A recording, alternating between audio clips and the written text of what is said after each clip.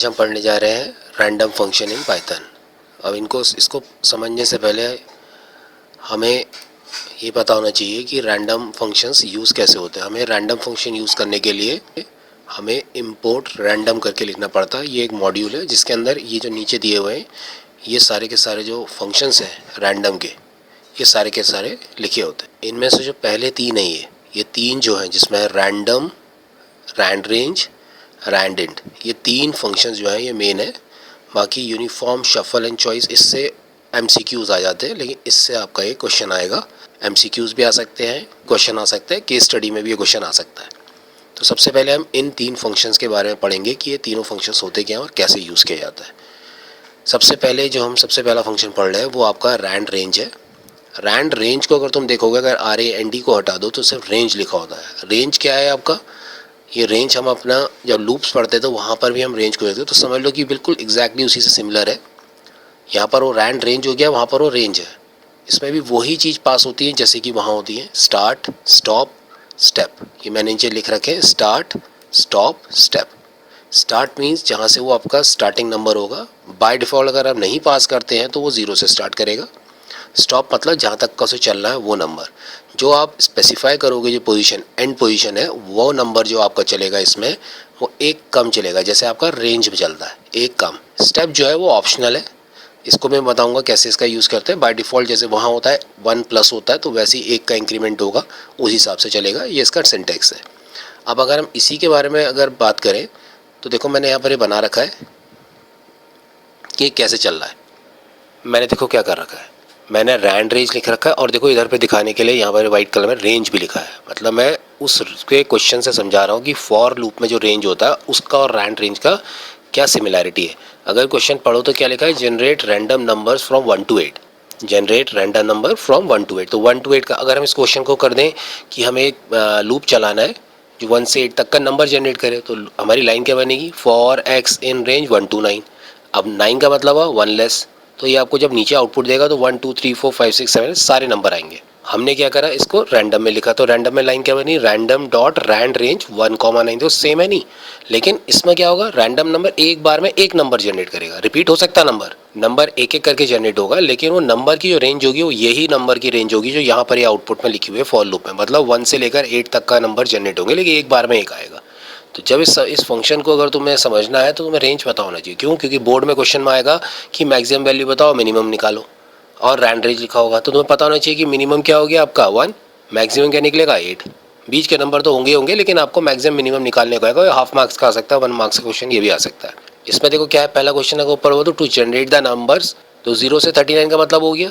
आप जो लूप चलाया, मैंने देखो यहाँ पर क्या करा, मैंने सीधे 40 पास कर दिया। तो हमें याद है रेंज में भी ऐसे ही करते हैं, for x in range bracket 40 कर दो। तो इसका मतलब क्या है, बाय डिफॉल्ट खुद क्या करेगा, 0 से स्टार्ट करेगा। कब तक चलेगा, 1 लेस चलेगा। तो कितने नंबर आ गए आपके, 0 से लेकर 39 के बीच के सारे नंबर आ जाएंगे।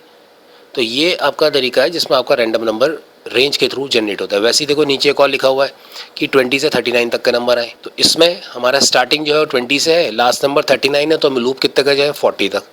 तो ये तरीका होता है रैंड रेंज को समझने का। तुम्हें पता होना चाहिए कि रेंज की तरह ही चल रहा है रैंड रेंज, लेकिन एक बार में एक नंबर आएगा वो जो जनरेट करेगा, और रिपीट भी हो जाएंगे नंबर। ऐसा नहीं कि वही नंबर आएगा और 1 2 3 ऐसे करके नहीं आते हैं, अलग अलग नंबर आएंगे। जो रैंडमली पिक होगा वो अपने आप पिक करेगा, लेकिन तो पता होना चाहिए रेंज कितनी चल रही है।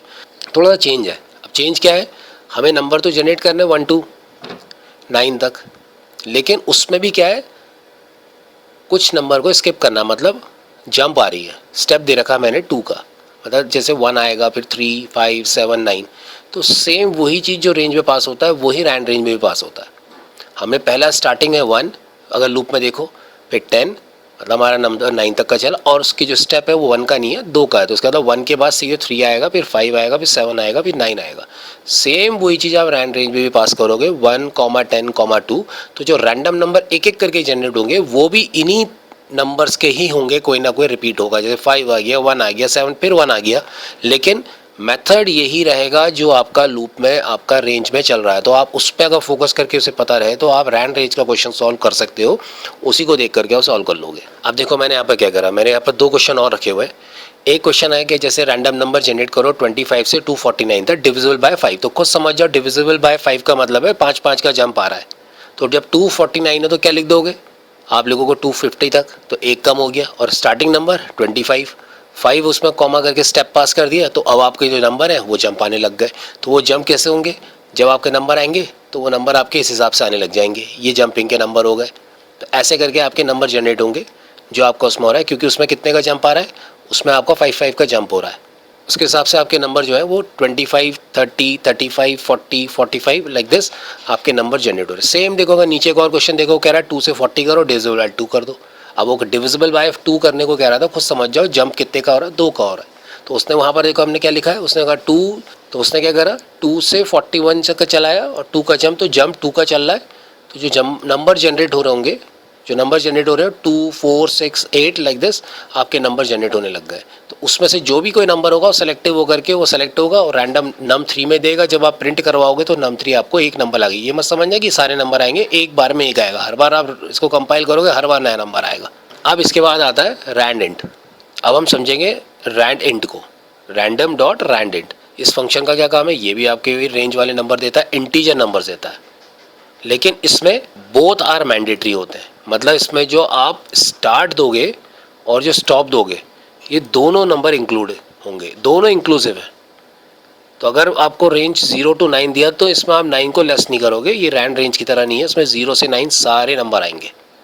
0 इसका स्टार्टिंग नंबर है और स्टॉप जो होगा इसका 9 होगा। तो ये इनमें से 0, 1, 2, 3, 4, 5 से लेकर 9 तक का मैं कोई भी नंबर एक जनरेट करके आपको देगा। तो आपको इसमें से किसी को हटाना नहीं है, दो नंबर इंक्लूसिव होते हैं। अब हम एक क्वेश्चन लेंगे जिसमें मैंने देखो क्या लिखा है, 10 से 100 तक का नंबर जनरेट करो बाय रैंडम। तो बहुत इजी होता है, इसमें कुछ लिखने की वही नहीं, कुछ आपको ज़्यादा ध्यान देने की।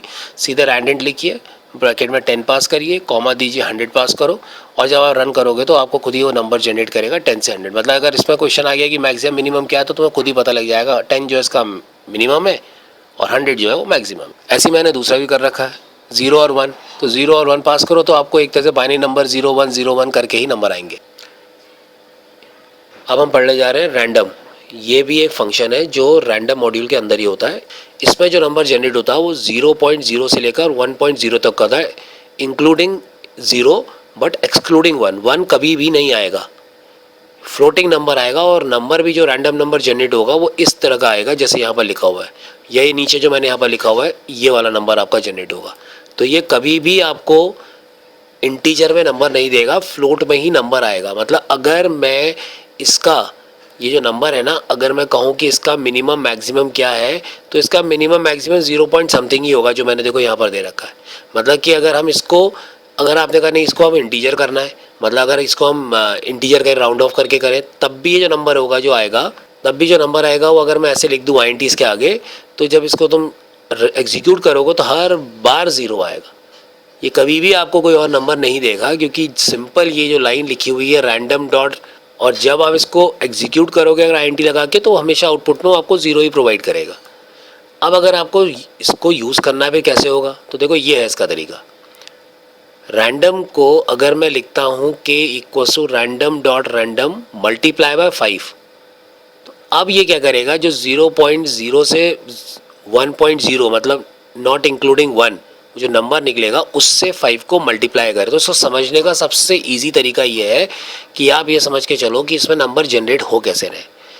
इसमें जो नंबर जनरेट होते हैं वो मैक्सिमम क्या जाएगा और मिनिमम क्या जाएगा। जब आपकी ये वाली लाइन, ये जो k equals to random dot random multiply by 5, तो अगर अब आपको इसमें अगर क्वेश्चन आ गया कि इसका मैक्सिमम नंबर क्या है और मिनिमम नंबर क्या है, तो ये समझ के चलना जब ये वाली लाइन लिखी हो तो बाय डिफ़ॉल्ट जो लोएस्ट नंबर होगा वो आपका 0 हो जाएगा। अब तो फिर हाईएस्ट नंबर क्या है, तो आप इसको मत समझ जाए जो मल्टीप्लाई करके 5 आ रहा है ये आपका हाईएस्ट नंबर नहीं है।